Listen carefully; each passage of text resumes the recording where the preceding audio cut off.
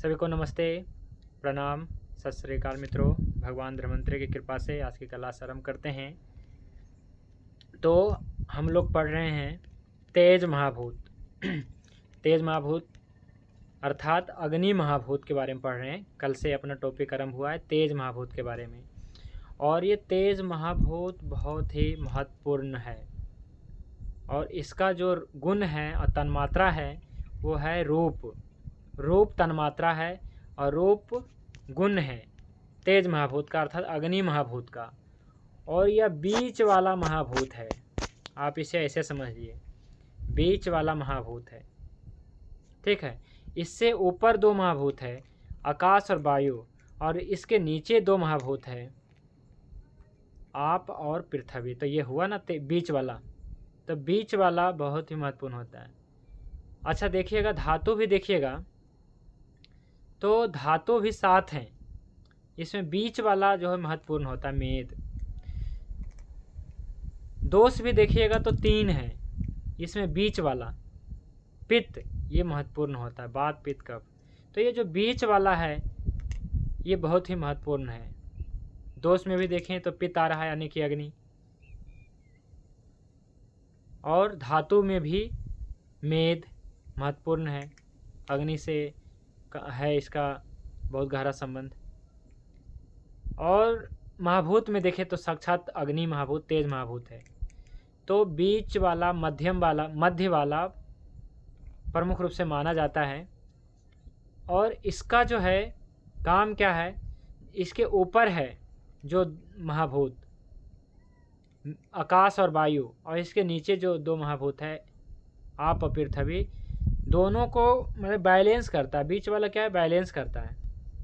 ये धातु देखा तो धातु में मैंने आपको बताया था कि बीच वाला जो है मेद, तो रस रक्त मांस एक तरफ है और बीच में मेद है, और अस्थि मज्जा शुक्र दूसरी ओर है। अब बीच में मेद है तो मेद क्या कर रहा है, सभी को जो है बैलेंस कर रहा है। तो बीच वाला धातु को, बीच वाले महाभूत को बैलेंस रखना बहुत ही जरूरी है। और बीच वाला है ना, पहले ज़माने में क्या होता था, बैलेंस माने कि वेटिंग मशीन होता था, तो हाथ से इस प्रकार से तराजू इसको कहते थे, हाथ से।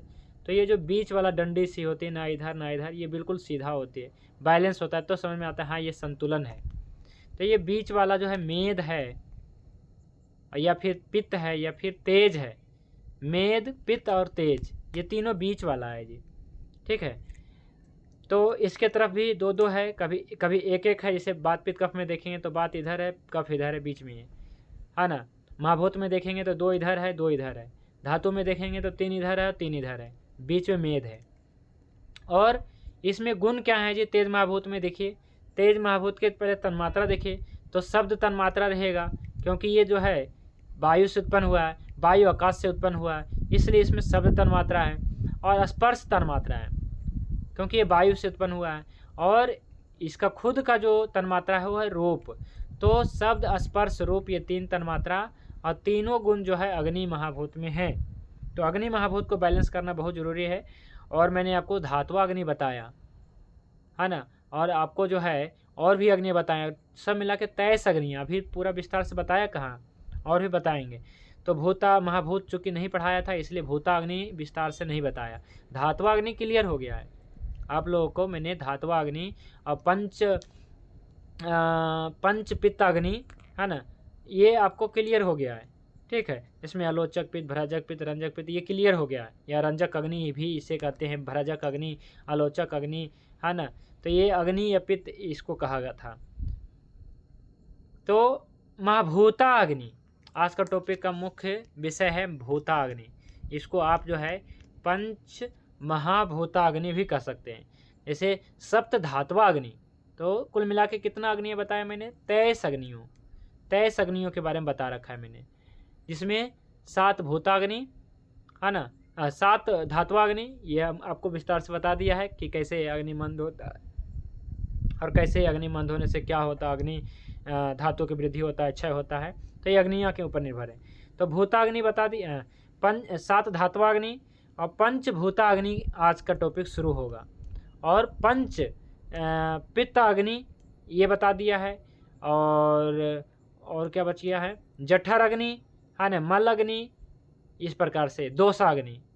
तो कुल मिला के 23 अग्नियाँ हैं।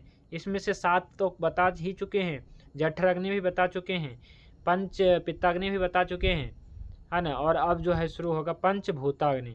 तो चूँकि पंच महाभूतों के बारे में पहले नहीं बताया था, तो अग्नि वाले टॉपिक में ये छूट गया था। और आगे जो है, आगे जो शुरू होने वाला है अपना, वो क्या होने वाला, अग्नि ही पढ़ाएंगे विस्तार से अभी, ठीक है। तो महाभूतो अग्नि पढ़ेंगे, और महाभूताग्नि के बाद में जो है पढ़ेंगे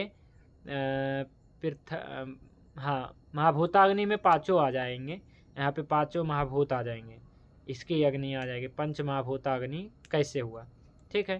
तो अग्नि पढ़ेंगे, और अग्नि के बाद जो है अग्नि संस्था में ही और भी विस्तार से पढ़ेंगे, ठीक है। तो चलिए आज का टॉपिक शुरू करते हैं। आज का जो टॉपिक है तेज महाभूत और पंच महाभूताग्नि है। इससे पहले हम जानेंगे तेज महाभूत और षड रस। तो षड रस के बारे में, तो रसों के बारे में बता रखा है ना, रस वाला टॉपिक क्लियर हो गया था ना कि कौन सा रस है और इसमें कौन से महाभूत है ना। तो उसमें यही नहीं आ रहा था समझ में कि ये महाभूत क्या है। तो अब तो महाभूत वाला टॉपिक भी शुरू हो गया है, तो अब तो समझ में आनी चाहिए। तो तेज महाभूत और षड रस, ठीक है। चलिए पढ़िए, ये हिंदी अर्थ पढ़ दीजिए। तेज महाभूत और षड रस मतलब 6 रस जो हमने बताया था पहले, पढ़िए। अर्थात तेज महाभूत पृथ्वी महाभूत के संयोग से अम्ल रस, आप महाभूत के संयोग से लवण रस और वायु महाभूत के साथ संयोग होने पर कटु रस की निर्मिति करता है। इस तरह से अम्लधर्मी उष्मा और क्षारधर्मी उष्मा दोनों ही बढ़ने के लिए तेज और अलग अलग सहचर कारण शरीर में सिर्फ उष्मा बढ़ा है, इतना जानना काफी नहीं। तेज महाभूत कौन से गुणों से बढ़ा है और सहयोगी महाभूत कौन से हैं, अम्लधर्मी उष्मा है या क्षारधर्मी, ये समझना बहुत जरूरी है। हाँ जी, देखिए इसमें क्या बताया गया है, चरक सूत्र का ये है रेफरेंस है, चरक सूत्र स्थान। तो क्या बताया गया है कि तेज महाभूत और इसके साथ में षड रस, तेज महाभूत और षड रस माने 6 रस। तो जैसा कि मैंने आपको बताया था 6 रसों का पंचभौतिक संरचना कि 6 रस हैं, तो उसमें कौन कौन से महाभूत है। तो पहला रस था मधुर रस। तो मधुर रस में हमने देखा कि किस प्रकार से पृथ्वी और जल महाभूत है ना, पृथ्वी और जल महाभूत है। और तेज महाभूत पृथ्वी महाभूत के संयोग होने से अम्ल रस हो जाता है ना। जब तेज महाभूत के साथ में क्या आ जाता है, तो पृथ्वी महाभूत, इसके संयोग होने से अम्ल रस, पृथ्वी के संयोग होने से, और जल के संयोग होने से लवण रस। आप ऐसे समझ लीजिए कि लवण नमक कहाँ बनता है, समुद्र में बनता है, यानी कि पानी, ठीक है। तो लवण रस, तो आप महाभूत के संयोग होने से लवण रस होता है। और वायु महाभूत के संयोग होने से, यानी कि है तेज, तेज के साथ में ही मिल रहा है ये सब महाभूत, कि तेज महाभूत के पृथ्वी मिलेगा तो अम्ल रस, तेज महाभूत के साथ में आप महाभूत मिलेगा तो लवण रस, और तेज महाभूत के साथ में वायु महाभूत मिलेगा तो कठोर रस। ये 3 है, 3 रस हो गया, और तेज महाभूत के साथ मिल रहा है। और कभी जो है आप महाभूत के साथ में मिल रहा है, तो कभी वायु महाभूत के साथ में मिल रहा है, तो कभी पृथ्वी महाभूत के साथ मिल रहा है। वायु महाभूत के साथ नहीं मिल रहा है, वायु महाभूत के साथ भी मिल गया, आप महाभूत के साथ में मिल गया, आकाश महाभूत के साथ में नहीं मिला। आकाश महाभूत के साथ में शायद मिलेगा भी नहीं, है ना। आकाश महाभूत के साथ नहीं मिल रहा है, आकाश महाभूत के साथ में वायु महाभूत मिल रहा है, ये है ना। आकाश के साथ में वायु महाभूत मिल रहा है, वायु और आकाश, तिक्त रस।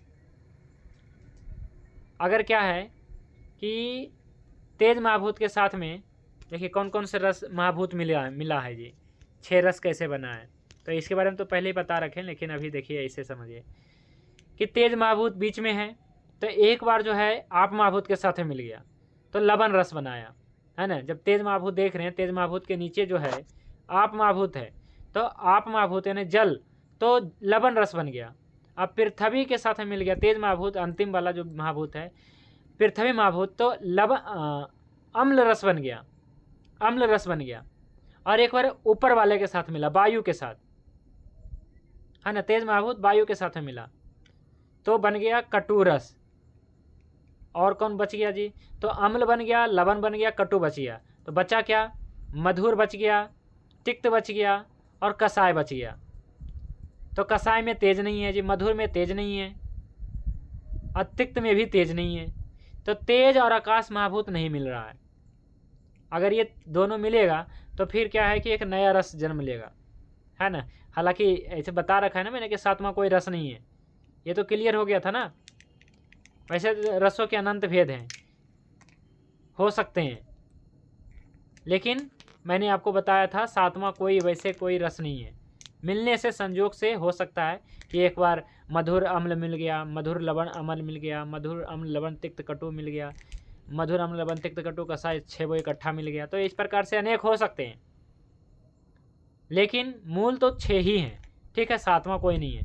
तो देखिए, तेज महाभूत के साथ में आप महाभूत मिलता है, तेज महाभूत के साथ में पृथ्वी महाभूत मिलता है, तेज महाभूत के साथ में वायु महाभूत मिलता है, लेकिन तेज महाभूत के साथ में आकाश महाभूत नहीं मिल रहा है।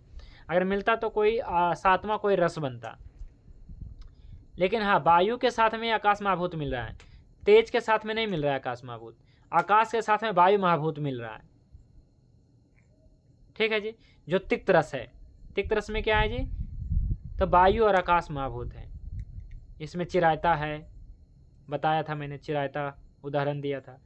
तो कुटकी भी है आकाश महाभूत प्रधान। तो बहुत सारी रोशनियाँ हैं जिस आकाश महाभूत प्रधान है। तो क्या है कि यहाँ पे ये बताया गया है महाभूतों वाला में कि जो महाभूत हैं, महाभूतों के संयोग होने से जो रस बन रहे हैं, टॉपिक क्या है जी? तेज महाभूत और षड रस, ठीक है। तो इस तरह से अम्ल धर्मी उष्मा और क्षार धर्मी उष्मा, समझिएगा ये कैसे है। उष्मा देखिए 2 प्रकार के यहाँ पे है। अम्ल धर्मी किसके साथ में मिला है जी? आप महाभूत के साथ में तेज महाभूत मिला तो क्या बना है? लवण रस। पृथ्वी के साथ में मिला है तेज महाभूत तो अम्ल रस बना है। पृथ्वी के साथ में तेज महाभूत तो अम्ल रस। पृथ्वी के अग्नि के साथ में आप महाभूत तो लवण रस।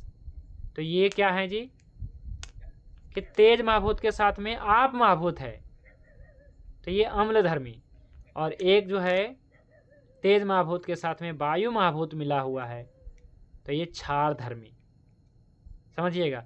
तो क्या है कि सबसे ज़्यादा रफ या ड्राई कौन होगा इसमें? तेज के साथ में अग्नि, तेज के साथ में पृथ्वी है, तेज के साथ में जल है और तेज के साथ में वायु है। तो सबसे अधिक रफ या ड्राई कौन होगा? तो तेज और वायु, वायु, हाँ वायु होगा। वैसे भी देखिए कि आपने वस्त्र धोया और आपको जल्दी सुखाना है, सुखाना यानी ड्राई करना है, तो आपको वायु चाहिए और अग्नि चाहिए तो जल्दी सूखेगा। अब वायु और जल, अग्नि और जल नहीं सूखेगा, अग्नि और पृथ्वी नहीं सूखेगा। अग्नि और वायु माने कि सूर्य का प्रकाश होने चाहिए, पवन का स्पर्श होने चाहिए, सूर्य का प्रकाश हो और पवन भी चले तो आपका जो वस्त्र है जल्दी सूखेगा। वैसे भी देखते हुए कई बार कि धूप नहीं है लेकिन वस्त्र सूख गया। क्यों सूख गया? क्योंकि वायु है ना, वायु भी सुखाने का काम करता है, वायु बहुत जल्दी सुखाने का काम करता है। कई बार ऐसा होता है कि हमें लगता है कि कई बार जो है अग्नि से ज़्यादा वायु जल्दी सुखा देता है ना। तो ऐसा भी होता है, वायु भी बहुत तेज़ी से सुखा देता है कपड़े वस्त्र को। तो क्या है कि हमने एक बार, हमारे पास 2 वस्त्र हैं, है ना। ये देखिए मैं जो अपना है ना रखा रहता हूँ कंधा पे, ये वाला, ये जो है अपना मैं जो रखता हूँ, तो इसे मैं धोता हूँ ना 15 मिनट में सूख जाता है।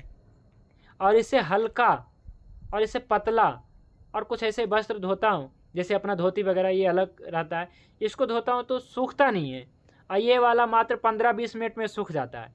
और दूसरा जो आधा घंटा, पौन घंटा, 2 घंटा लगता है। पता नहीं इस वस्त्र में कुछ खासियत है ना। तो कुछ ऐसा मतलब क्या है कि शायद इसमें आर पार जो है ना पारदर्शिता ज़्यादा है। मतलब क्या है कि ये है ना, इसमें जो है कुछ मतलब क्या है कि जैसे इसका जो है छिद्र जो है थोड़ा, है ना, दिख सकता है, लेकिन और दूसरे धोती वगैरह हमारे हैं तो ये सब नहीं सूखते हैं। धूप भी लग रहा है, वायु भी लग रहा है, और दोनों साथ में ही मतलब सुखाने के लिए रखा है, लेकिन नहीं सूख रहा है। हमारा धोती विलम्ब से सूख रहा है, कुर्ता विलम्ब से सूख रहा है, परंतु ये वाला वस्त्र हमारा जल्दी सूख जाता है, जबकि ये भारी है देखने में, है ना। तो क्या है कि वायु क्या करता है, उसकी इसके आर पार मतलब क्या है कि जल्दी हो जाता है, तो इसलिए जल्दी सूख जाता है। ऐसा समझ में आता है कि ये कैसे जल्दी सूख गया। हमें तो लग रहा था कि बहुत समय लगेगा, लेकिन सबसे पहले यही सूखता है, जबकि जब भारी है ये और बड़ी भी है ये, तो ये देरी से सूखना चाहिए, परंतु ये कम समय लेता है, क्योंकि वायु जो है स्पर्श ज़्यादा करता है इसको, है ना। तो वायु का रहता है इसमें रोल। तो वायु हो गया, वायु के साथ में कटु, है ना। तो यहाँ पे देखिए दो बातें लिखी गई, अम्लधर्मी उष्मा और क्षारधर्मी उष्मा। हालांकि इसके बारे में और भी विस्तार से मैं बताऊंगा, अम्लधर्मी और क्षारधर्मी। अम्ल मतलब होता है जो आप महाभूत के साथ में है, वो अम्लधर्मी जी, हमारा मतलब ये होता है। अम्ल मतलब पीएच स्केल पे नहीं जाएंगे, हालांकि एक सिद्धांत है उसका नाम है अम्ल क्षार सिद्धांत, इसके बारे में बताया कहाँ है, बताएंगे। तो क्या है कि इस सिद्धांत के अनुसार पे क्या है कि हम क्या मानते हैं, अम्लधर्मी, यानी कि जिसमें आप महाभूत हो वो अम्लधर्मी, और जिसमें तेज महाभूत हो क्षारधर्मी, ये बताया जी। तो अम्लधर्मी मतलब क्या है कि आप महाभूत, तो आप महाभूत के संयोग से कौन कौन से हुआ, तेज और आप, यानी कि कौन सा, लवण रस।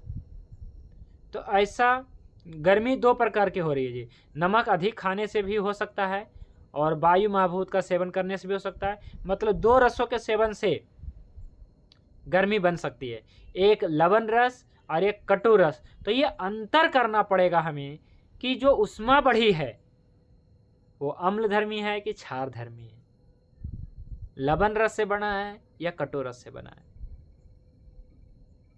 ठीक है जी।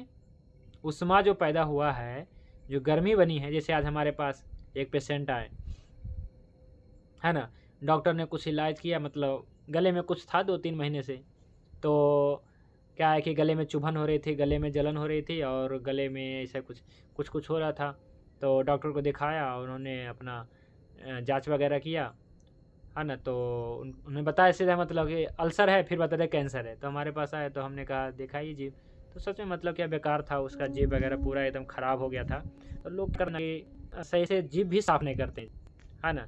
मैं तो कई बार बोलता रहता हूँ कि लोग जो है जीभ बिल्कुल साफ़ नहीं करते हैं, मतलब पूरा गंदा हो जाए, वस्त्र को धो लेंगे लेकिन जीभ को नहीं धोते हैं जी, बहुत सारे लोग, है ना। पूरा देखिए जीभ है, देखिए ऐसे ऐसे लोग का जीभ होता है, पूरा गंदा करके रखते हैं, है ना। ये देखिए जीभ कितना गंदा है जी, कपड़ा भी नहीं साफ़ रखते हैं, जीभ भी साफ़ नहीं रखते हैं, बताइए इतना गंदा जो है जीभ रखते हैं। जीभ से पता चला ये आदमी बीमार है ना। तो हेतु इसका क्या है, हेतु समझ में आया। तो जो क्षारधर्मी उष्मा बढ़ी है, अम्लधर्मी उष्मा नहीं बढ़ी है इस व्यक्ति में। हमने कैसे पता लगाया हमने कैसे पता लगाया, देखिए ये देखिए क्या लिखा है, अल्सरेटिव ग्रोथ, है ना, और यहाँ पे देखिए वोकल कोड लिखा हुआ होगा, है ना। तो ऐसा जो है एंडोस्कोपी करके अब बता दिया कैंसर है, तो ऐसा मतलब डॉक्टर तो बता कैंसर है, रहे या ना रहे, तो पर क्या है कि कैंसर हो गया जी, है ना। थोड़ा सा भी ऐसे कुछ मामला आया अल्सर की तो कैंसर बता दिया अल्सर को कैंसर में तुरंत बदलने में डॉक्टर लोग माहिर है ना। और हेतु क्या है जी, हेतु क्षारधर्मी उष्मा कैसे पता किया, तो क्षारधर्मी उष्मा हमने पता किया, तो जैसे हमने देखा उसका, इसका लीवर, इनका लीवर भी खराब है ना। उष्मा माने उष्णता तो बढ़ी हुई है ना। तो उष्णता तो बढ़ी है, उष्मा बढ़ी है, पित्त तो बढ़ा है ना। लेकिन ये जो है क्षारधर्मी बढ़ा है, क्योंकि इनका जो हेतु है अल्कोहल है। मैंने हाथ देख करके बता दिया था कि अजीब वगैरह देखा बाद में, तो पता चला कि अल्कोहल बहुत लेते थे, पहले बहुत ज़्यादा अल्कोहल लेते थे, इसलिए इनका लीवर, है ना, लीवर भी डैमेज है, मतलब क्या ख़राब ही है ना। और भी किडनी भी इनका ख़राब था, मतलब ये सब रिपोर्ट में नहीं बताएगा, ये अपना हाथ देख करके हम बता सकते हैं, है ना। आप जब क्या है कि देखेंगे रोगी का तो पता चलेगा, है ना। ये क्या है कि वैसे रिपोर्ट में, है ना, सोनोग्राफी वगैरह में नहीं पता चलेगा कि हाँ इनका ये सब ये क्या है कि नाड़ी देख करके ही पता लगा सकते हैं कि हाँ पता लगा सकते हैं, मतलब इनका इस अंग में जो है ऑर्गन लेवल ऑफ पल्स देखेंगे तो क्या हाँ इस अंग में विकृति आई हुई है, तो हम उसमें दवाइयाँ चला देते हैं। तो अभी इनका किडनी का चला रखा है और ये लीवर का भी कुछ दिया है। ज़्यादा तो मुख्य रूप से क्या दे सकते हैं, स्वर्ण प्रभा दिया है और बस मैंने स्वर्ण प्रभा दिया है, स्वर्ण प्रभा और एक और स्वा है, स्वाराज दिया, बस 2 ही चीज़ दिया है क्योंकि इनका किडनी पे भी साइड इफ़ेक्ट है अल्कोहल पीने का, है ना। और ये जो है मैंने 4 बार दिया है स्वर्ण प्रभा, सुबह शाम 6 बजे, 10 बजे, 2 बजे दूध के साथ में, है ना। देखिए रिजल्ट तो आ जाता है ना। इससे पहले भी हमने क्या है कि ऐसे मुख में हो जाता है जिनका मुख पाक कह सकते हैं, इनका अल्सर क्या है तो पाक ही है। अभी हम देखने वाले हैं कि तेज महाभूत की वृद्धि से अच्छा ऐसे कौन से रोग होते हैं जी, है ना। दाह पाक तो आप देखेंगे, है ना। देखिए यहाँ पे हमने लाया है ना, तेज महाभूत की वृद्धि से व्याधि, तो ये तेज महाभूत की वृद्धि ही था इस रोग में जो अभी मैं आपको बता रहा था। तो क्या होता है तेज महाभूत की वृद्धि, तो कैसे पता करें कि क्षार धर्मी उष्मा है कि अम्ल धर्मी उष्मा है। तो 2 प्रकार की उष्मा है, क्षार धर्मी, अम्ल धर्मी। तो क्षार धर्मी जो होगा तेज महाभूत के संयुक्त तो दोनों में है, परंतु इसमें कटु रस, तो एल्कोहल क्या है जी, एल्कोहल का गुणधर्म मैंने बताया था, बताइए एल्कोहल क्या है। एल्कोहल के 10 गुण है ना, जो दूध के विपरीत है, बिल्कुल दूध के विपरीत 10 गुण रखने वाला एल्कोहल होता है ना। और चाय भी नुकसानदायक है, तो इनका हेतु एल्कोहल था और अभी भी चाय पी रहे हैं। चाय तो डॉक्टर ने अभी भी मना नहीं किया, 3 महीने से दवाई खिला रहा है, कहा क्या कि आप हमारी दवाइयाँ खाइए और ये हमारा जो है आप अपना चाय पीजिए, ये हमारी दवाइयाँ खाइए अपना चाय पीजिए। तो चाय पियेंगे बताइए तो कैसे मतलब ठीक होगा, ऐसे अल्सर नहीं होगा ठीक। तो चाय चीनी मिठाई वगैरह ये सब तो पहले ही बंद कराना चाहिए ना डॉक्टर को। तो डॉक्टर को पता, इतना ज़्यादा कॉन्फिडेंस है डॉक्टर को कि नहीं हम अपनी दवाइयाँ से ठीक कर देंगे, है ना। डॉक्टर को बहुत ज़्यादा कॉन्फिडेंस होता है कि हम अपनी दवाइयाँ से ठीक कर देंगे, चाहे अगला बंदा कुछ भी, है ना, मतलब कि खाए पी हम ठीक कर देंगे, बाद में कहेगा सॉरी सर, हाँ नहीं बचा पाए। तो ये तो छोड़िए, हमें क्या करना है कि हेतु भी बंद कराना है। मानेगा तो ठीक है, नहीं मानेगा तो अपनी दवाई ले जाए, यही फिर होगा। लेकिन पहले कर्तव्य तो है ना बताना, चाहे जिस भी तरीके से। मान लीजिए डॉक्टर के पास समय कम है, तो भाई डॉक्टर के पास समय कम है तो कम से कम लिखो पर, है ना, इसमें लिखवाओ, अपने कागज में लिखवाओ, दो इसे पर्चे रोगी को, पढ़ेगा अपना घर में, है ना। उसे आजकल तो क्या है डिजिटल ज़माना है, यूट्यूब पे कहो वीडियो देखने के लिए दिनचर्या परहेज वाला, हमारे पास तो आता है तो हम सीधा कहते हैं ये पहले दिनचर्या परहेज वाला वीडियो देखो पहले, है ना। दिनचर्या और परहेज वाला वीडियो पहले दिखाते हैं कि बैठ के देखो क्या आपको दिनचर्या और परहेज करना है, तभी ना समझ में आएगा। बहुत सारे क्या है कि ऐसे ही मतलब समझ में आता है कि नहीं क्या होगा, दवाई ले लेते हैं तो परहेज करें, नहीं इसके लिए हमने दिनचर्या परहेज वाला वीडियो बनाया है ना, अपलोड कर दिया है। हर बार बताने की क्या ज़रूरत है रोगी को, और जो हम बताएंगे वो क्या समझ में आएगा, एक बार में नहीं आएगा। तो इसलिए हमने दिनचर्या परहेज वाला वीडियो बना दिया और अपलोड कर दिया। जो भी रोगी कोई आता है अपना कहते ये वीडियो पहले देखो 5 मिनट, है ना, बैठो बाहर में 5 मिनट वीडियो देखो, इसके बाद हम बुलाते हैं। इसके बाद जब देख लेता है समझ में इसको भी आ जाता है हाँ क्या हमें परहेज़ करना है, तो दिनचर्या परहेज़ का पालन करना है। इसमें बता देते हैं स्पष्ट रूप से, रात को दाल दही मट्ठा कढ़ी पनीर, है ना, और किसी प्रकार के नशा या फिर मांसाहार, चाय चीनी, लोग चाय को नुकसानदायक समझते ही नहीं, चाय को तो औषधि समझते हैं जी, है ना। चीनी को भी औषधि समझते हैं, मतलब मीठा को भी औषधि समझते हैं, मिठाई को तो और औषधि समझते हैं। चाय को तो कोई नहीं समझते हैं, मतलब कि बीमारी का घर, है ना। चाय को लोग क्या पता हेल्थ टॉनिक समझते हैं, क्या समझते हैं। चाय को कोई जो है बीमारी का जो है कारण नहीं मानते, बहुत कम लोग ही मानते हैं बीमारी का कारण, है ना। और ये चाय का लत कैसे लगता है, ये शौक पूर्वक ही लग जाता है ना, कि कोई पी रहा है हम बैठे हैं, कोई आया चाय लेंगे। तो अगर एक बार आपने पी लिया तो इसके बाद आदत पड़ जाएगी। बस एक बार आप ले सकते हैं, है ना, आप बस एक बार चाय ले लीजिए आपको आदत पड़ जाएगी, है ना। इसलिए हम जो है सीधा मना करते हैं कि चाय नहीं हम नहीं चाय पीते, हमें डॉक्टर ने मना किया चाय पीना। डॉक्टर मतलब बागवट ऋषि ने, है ना, वही तो डॉक्टर ही हैं। तो जो भी हैं मना किया है तो नहीं पीते हैं। तो एक बार जब मना कर देंगे तो इसके बाद हमेशा आप मना करेंगे, लेकिन अगर आपने एक बार पी लिया तो हमेशा। तो सबसे पहले क्षार धर्मी उष्मा हम ये बताना चाह रहे हैं, क्षार धर्मी उष्मा क्या है, अम्ल धर्मी उष्मा क्या है। तो क्षार धर्मी उष्मा ये है जी, एल्कोहल पीने से, यानी कि तेज महाभूत तो है दोनों में, अम्लधर्मी उष्मा में भी है, क्षारधर्मी उष्मा में भी है। तो अम्लधर्मी उष्मा में क्या रहेगा कि आप महाभूत के संयोग के साथ में जो रहता है, आप महाभूत, जैसे अधिक नमक है तो क्या है, इसमें तेज महाभूत है तो इसका रोग भी अलग होंगे, इसके लेने से अधिक स्किन डिजीज होगा, है ना।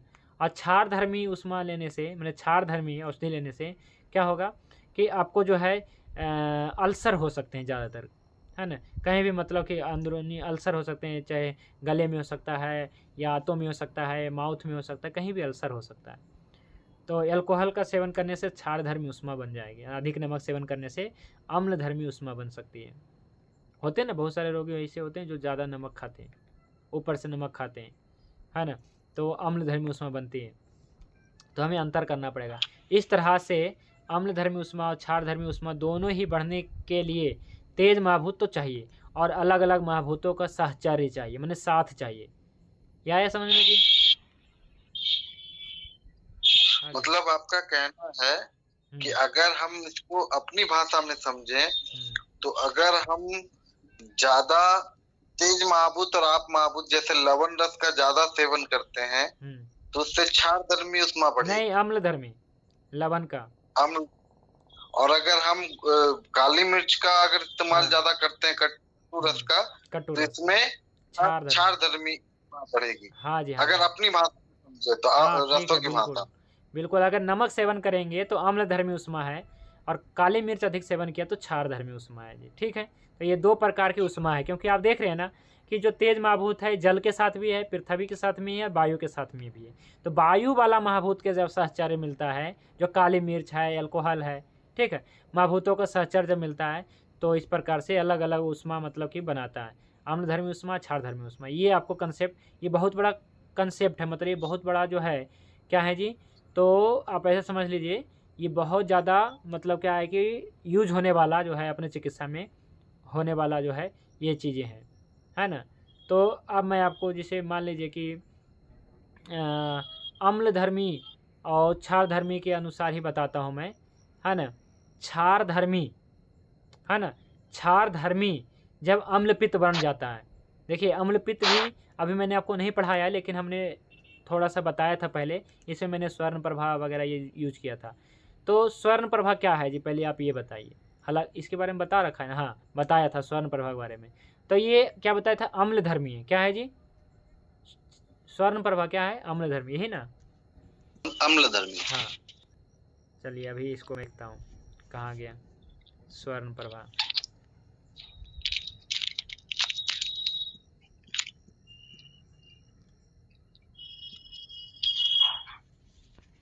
देखिए इनको मैंने भेज रखा था, अम्लधर्मी। चलिए इसको पहले देख, स्वर्ण प्रभा के बारे में बताता हूँ थोड़ा सा, तो और अच्छा समझ में आ जाएगा। ये अम्ल क्षार सिद्धांत, ये स्वर्ण प्रभा देखिए मधुर है और कसाय है, पृथ्वी और आप महाभूत प्रधान है, क्योंकि इसमें क्या है जी, सोना गेरू है, स्वर्ण प्रभा में सोना गेरू हो गया, ठीक है।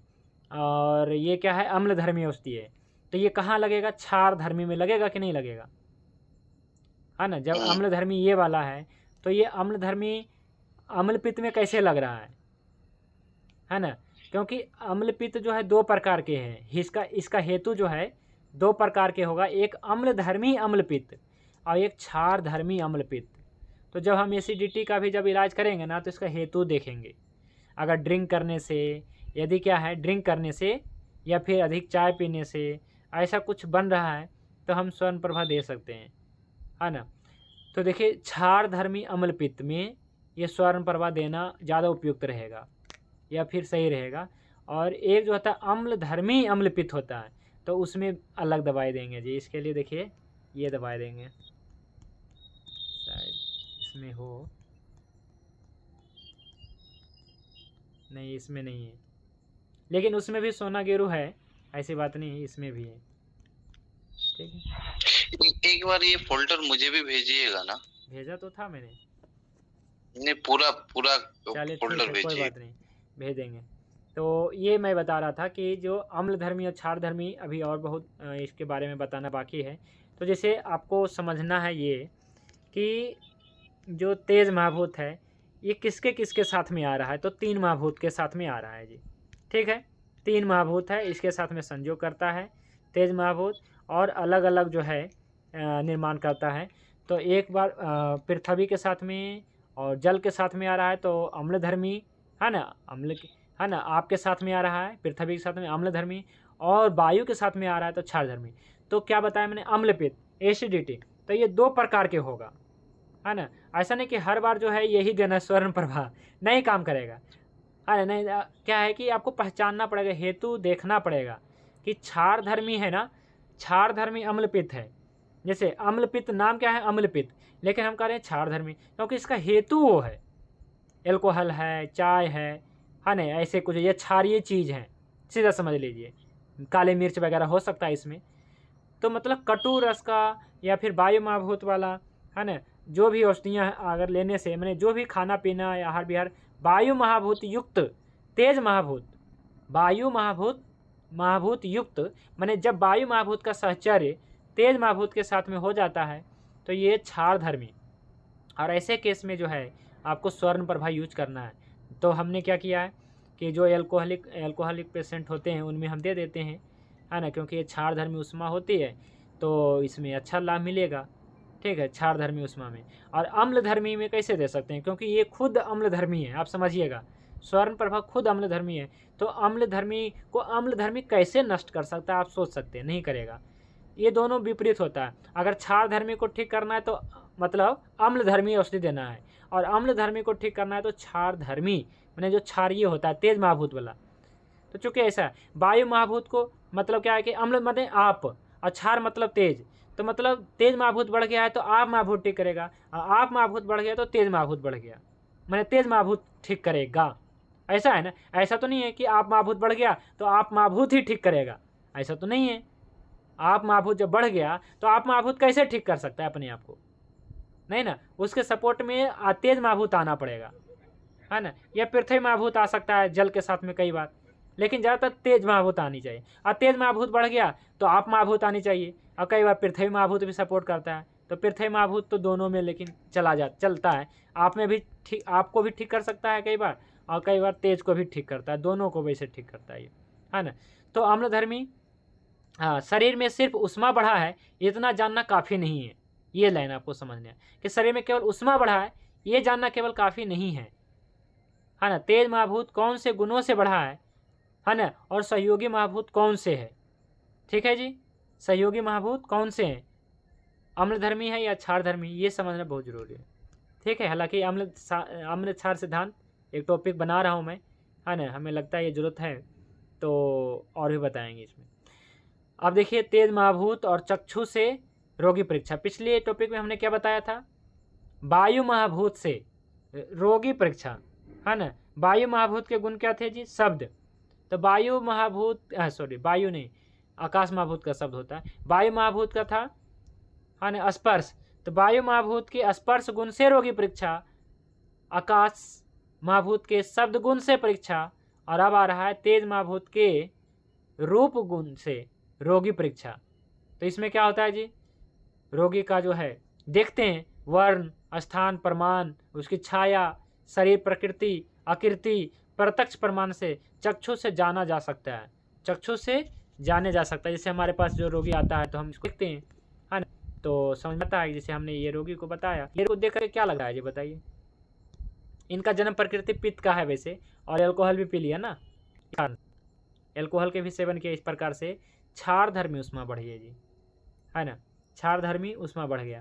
तो इसका जन्म प्रकृति भी पित्त का है ना, और पित्त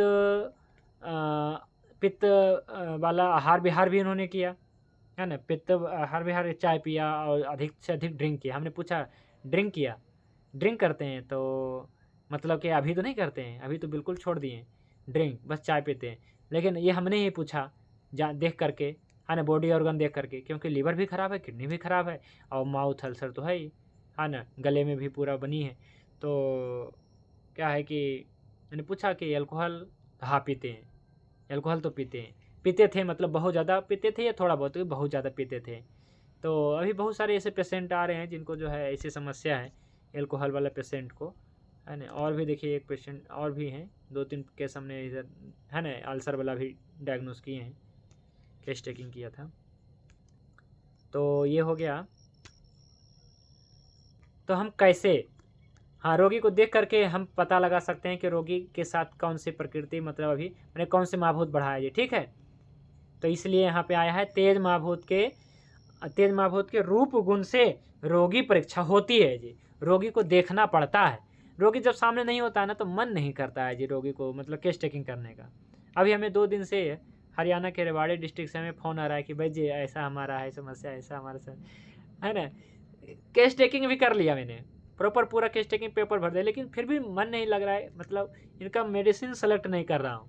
कल भी उन्होंने हमें बताया, आज ही फ़ोन किया कि भाई जी हमारा दवाइयाँ तो बता दीजिए, दवाइयाँ बता दें कि भाई जब तक रोगी नहीं देखे ना, जब तक हाथ नहीं पकड़ते हैं ना हम, तब तक हमें मन नहीं करता है रोगी को कोई भी दवाइयाँ बताना, लिखना, ऐसा है ना।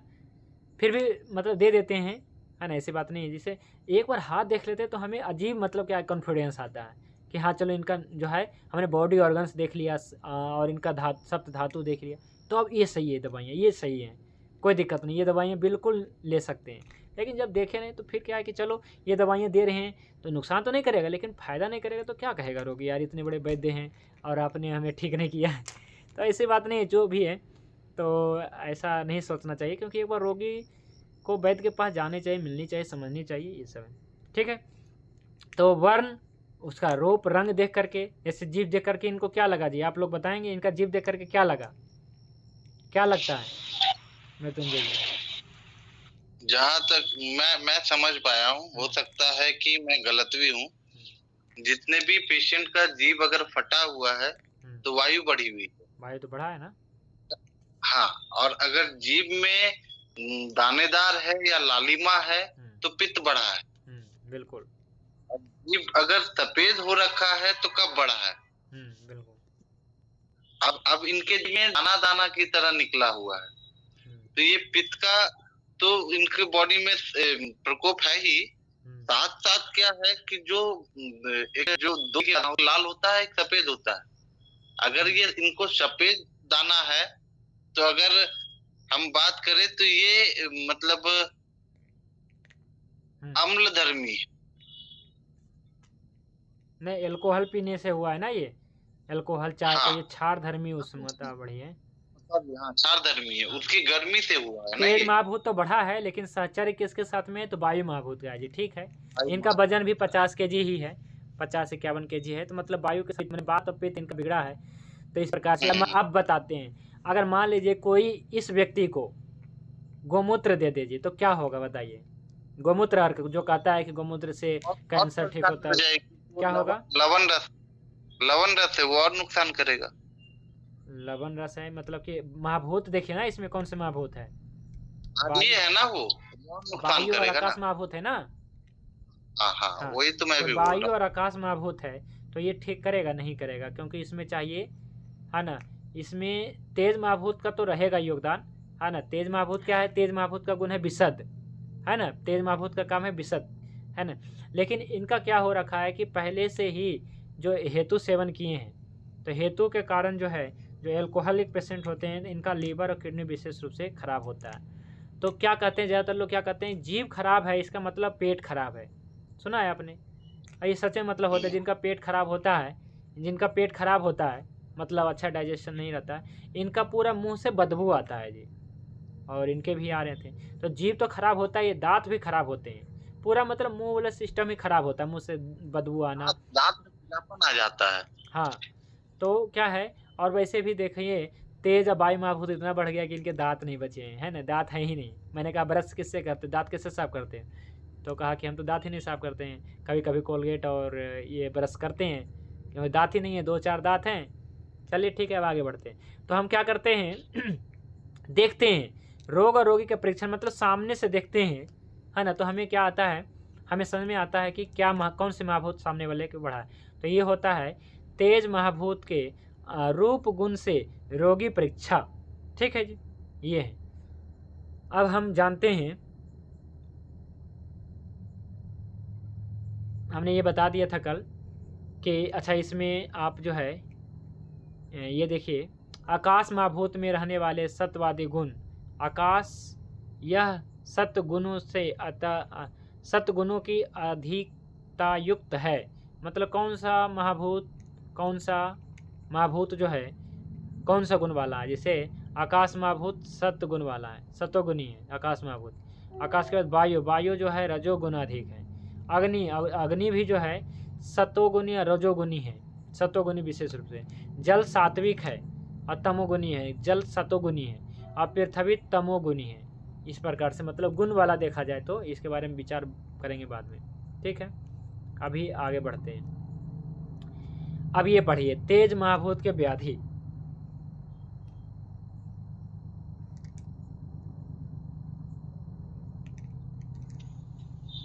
तेज महाभूत की वृद्धि होने से या क्षय होने से विविध व्याधि उत्पन्न होते हैं। वृद्धि जन्य विकार, ज्वर, रक्तपित्त कामला, शीतला, वात रक्त दाह, शिरोरोग, योनि व्यापद, क्षय जन्य विकार, पांडु, उदर कफज व्याधि। तो देखिए क्या है कि दो चीज़ें यहाँ पे हैं। पहली बात तो ये है कि तेज महाभूत की वृद्धि से या क्षय से, तेज महाभूत या तो बढ़ गया है या तो घट गया है, तो क्या होगा। तो तेज महाभूत के क्षय या वृद्धि से उत्पन्न जो व्याधि है ना, इस प्रकार के। तो वृद्धि जन्य विकार पहला आता है ज्वर।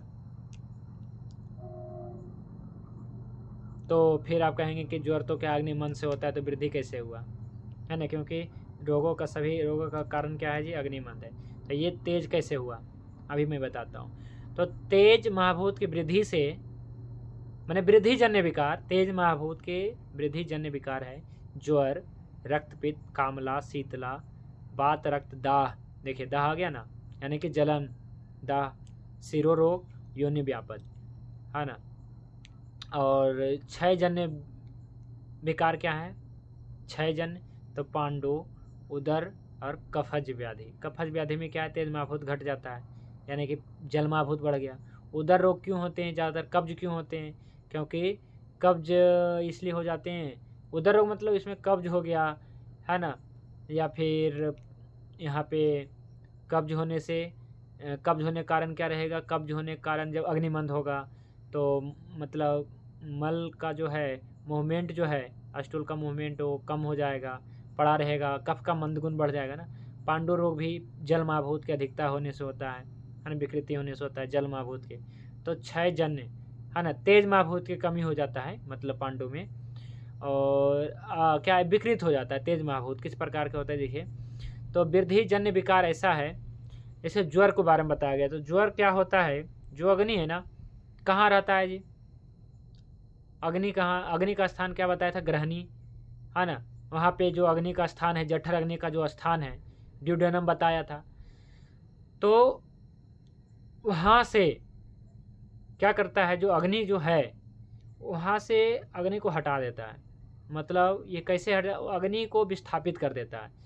अग्नि रहता है ऐसी बात नहीं है, लेकिन अग्नि को वहाँ से निकाल करके पूरे शरीर में जो उसका स्थान है, जैसे मान लीजिए कि मधुमक्खी है ना, जो मधुमक्खी होता है और अपने छत्ते में है और शांति से बैठा हुआ है जी, तो जब तक अपने घर में है तो किसी को कोई नुकसान नहीं है, आपको कोई नुकसान नहीं कर रहा है, आने जाने वाले लोगों को नुकसान नहीं कर रहा है। लेकिन आप उसमें एक ढेला मार दीजिए तो ये घर से बाहर, और घर से बाहर हुआ तो उसने पूरा जो है तबाही मचा दी, आने जाने वाले लोगों को काट रहा है, आपको काट रहा है।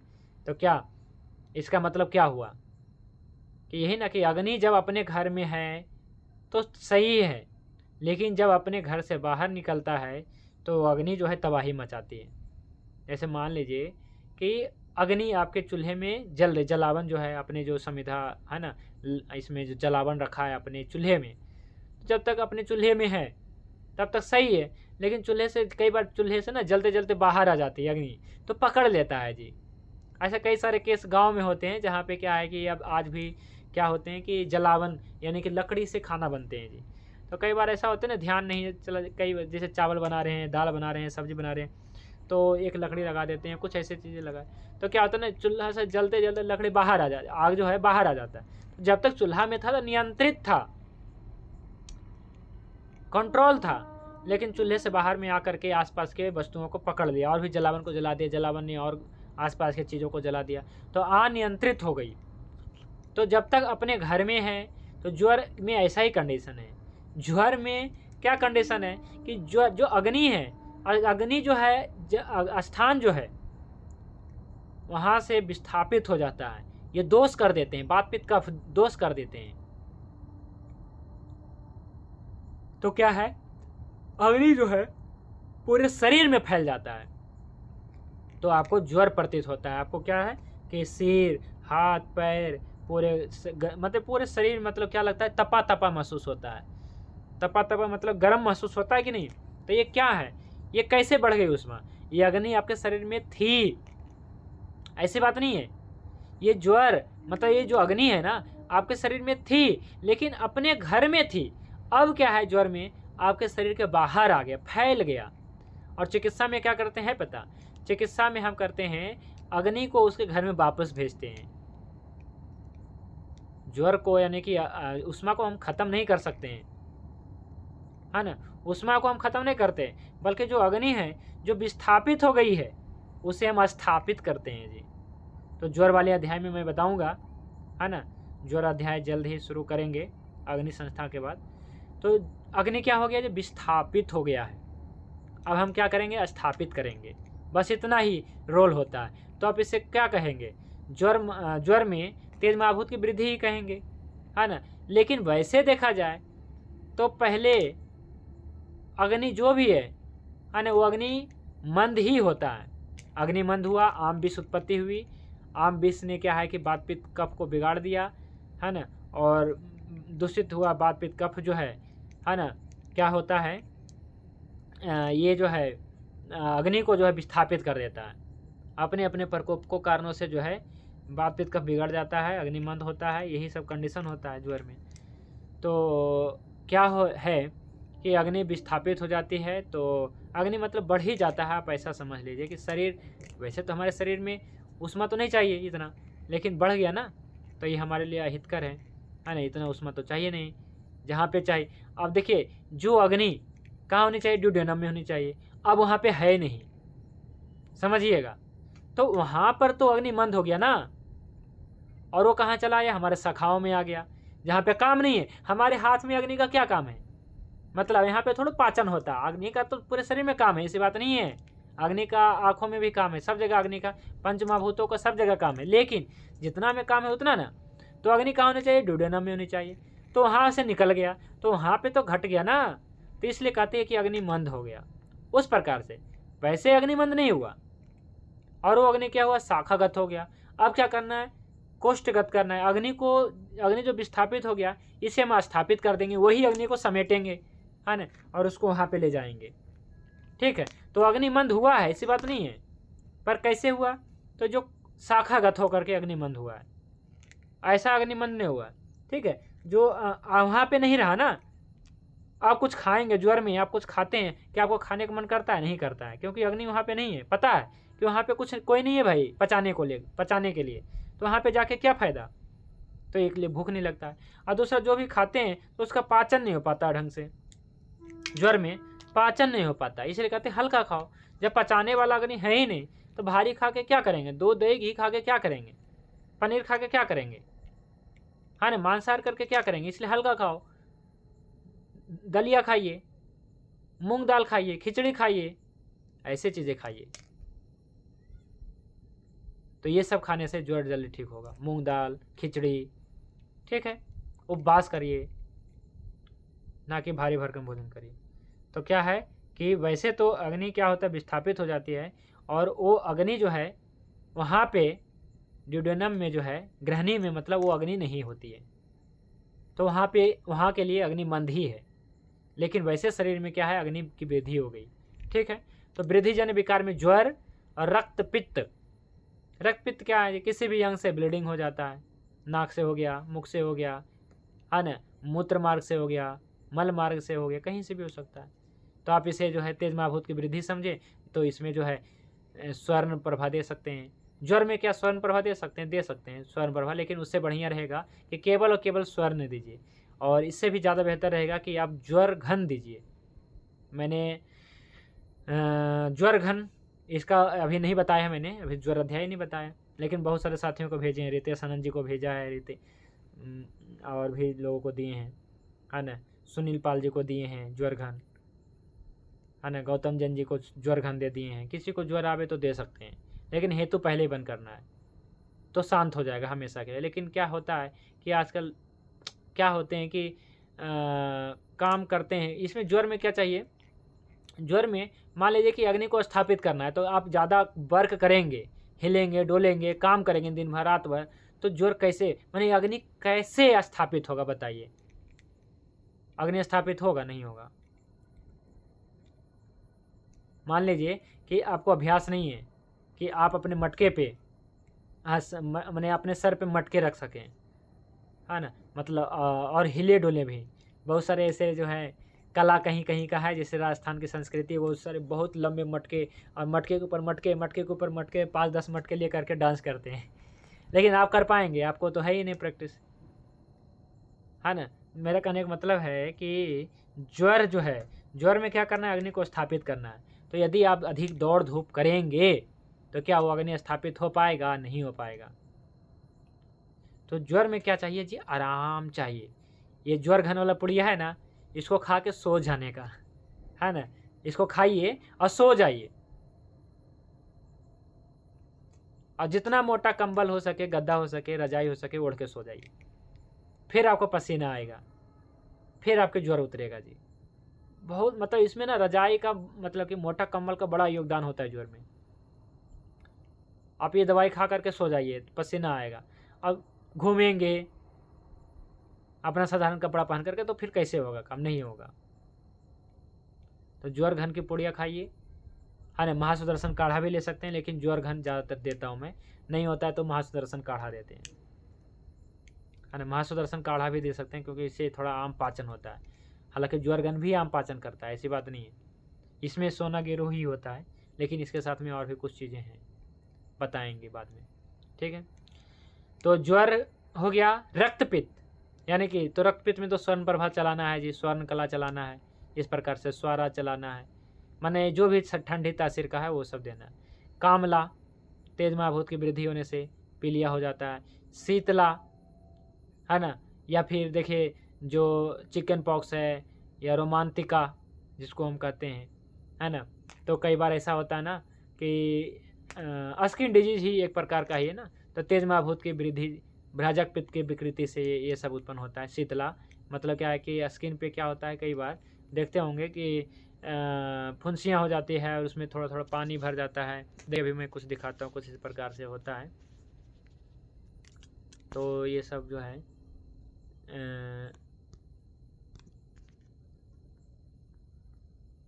हाँ जी। अब कोई समय हो गया है, अब कोई प्रश्न है तो पूछिएगा। तो मेरा 2 सवाल था इसमें।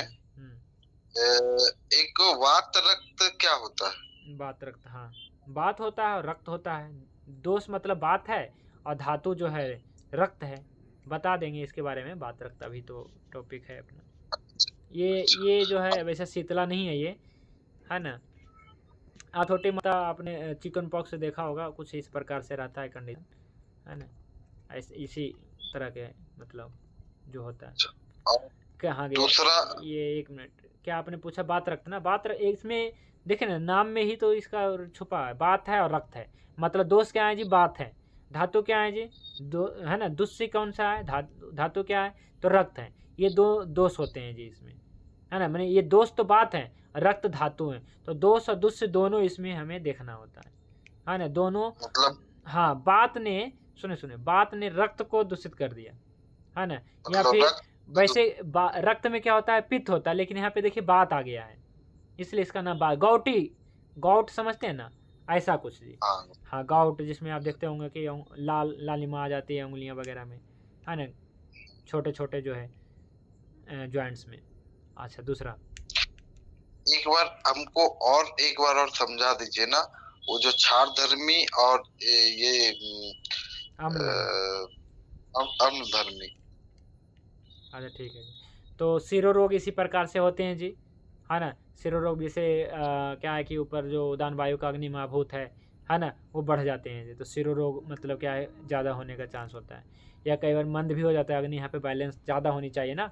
जब अग्नि और वायु है उदान वायु का महाभूत, तो यहाँ पे ज़्यादा होनी चाहिए ना अग्नि, तो कई बार कम हो जाते हैं। और योनि व्यापक तो है ही, जैसे मान लीजिए किसी को रक्त प्रदर हो रहा है, तो रक्त प्रदर में क्या है कि तेज महाभूत बढ़ गया जी, है ना। तो हम क्या करते हैं, स्वर्ण प्रभा दे देते हैं, जम्बू प्रभा दे देते हैं जी। तो जम्बू प्रभा भी क्या होगा, तत्काल रोकने का मतलब कि, है ना। जम्बू प्रभा से तत्काल मतलब क्या है कि रक्त प्रदर और स्वर्ण प्रभा, स्वर्ण कला, ये सब दे करके रक्त प्रदर, है ना, ठीक करते हैं। तो 6 जन्य व्याधि, पांडु, उदर और कफज व्याधि। कफज व्याधि में 6 जन तेज महाभूत की कमी हुआ, तो कफज व्याधि आप और पृथ्वी महाभूत बढ़ गया। तो मृत्युंजय जी का कहना है कि फिर से अम्ल धर्मी क्षार धर्मी बता दीजिए। कोई बात नहीं, बताएंगे। तो पंच महाभूताग्नि के बारे में नेक्स्ट क्लास में हम पढ़ेंगे।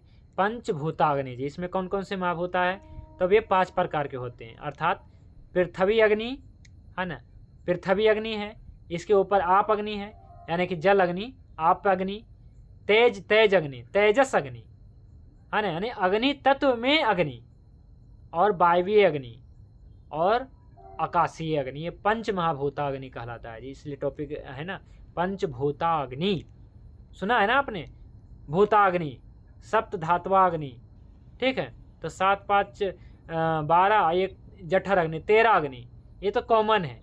और फिर 5 जो है पित्ताग्नि, है ना, फिर मल अग्नि, दोष अग्नि, तो इस प्रकार से कुल 23 अग्नि होती है, ठीक है। तो पंचभूताग्नि में पंच महाभूतों की अपनी अपनी अग्नियाँ होती हैं, जिससे भोजन का सूक्ष्म पाचन होता है, जो हमारे शरीर में लगता है, ठीक है, ये है।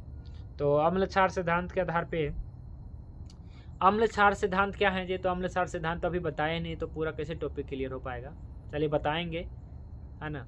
अम्ल क्षार सिद्धांत आप इतना समझ लीजिए अभी फिलहाल कि अम्ल धर्मी आप महाभूत को कहेंगे और क्षार धर्मी तेज महाभूत को कहेंगे, है ना। अम्ल धर्मी आप महाभूत को कहेंगे। मान लीजिए कि कोई औषधि है जिसमें आप महाभूत की बहुलता, जैसे स्वर्ण प्रभा, इसमें आप महाभूत की है ना। च्यवनप्राश आप महाभूत वाला है, दूध घी आप महाभूत वाला है कि नहीं। दूध देखिए, दूध क्या है जी, जल महाभूत वाला है। तो ये अम्ल धर्मी है कि क्षार धर्मी। सिंपल, हमें औषधियों को 2 कैटेगरी में रखना पड़ेगा। जितने भी औषधियाँ हैं ना, इसको 2 भागों में बांटिए कि अम्ल धर्मी है कि क्षार धर्मी। अम्ल धर्मी तब होगा जब इसमें जल महाभूत होगा, और क्षार धर्मी तब होगा जब जिसमें वायु महाभूत होगा, तेज महाभूत होगा, विशेष रूप से तेज महाभूत होगा क्षार धर्मी। तो वैसे तो सूक्ष्म रूप से देखें तो महाभूत ही हमें पढ़ना है, ठीक है। फिर इसके बाद जो है मोटा मोटी हम जो है ना, हम निकालते हैं अम्ल धर्मी क्षार धर्मी, बाद में हमने नाम दे दिए, है ना। बाद में हमने वात पित्त कफ नाम दे दिए। लेकिन मुख्य रूप से क्या है जी, मुख्य रूप से नाम आता है कि ये जो है कौन सा महाभूत है, जल महाभूत, तेज महाभूत, ठीक है, यही समझना है। चलिए ये सिद्धांत भी मैं बताऊंगा, है ना। इसमें इस आधार पे और भी कुछ सिद्धांत हैं, अम्ल और क्षार के आधार पे कुछ सिद्धांत है, इसके बारे में बताएंगे, ठीक है। कल, है ना, नेक्स्ट क्लास में पंचमहाभूताग्नि के बारे में पढ़ेंगे जी, ठीक है। तो आज के लिए बस इतना ही।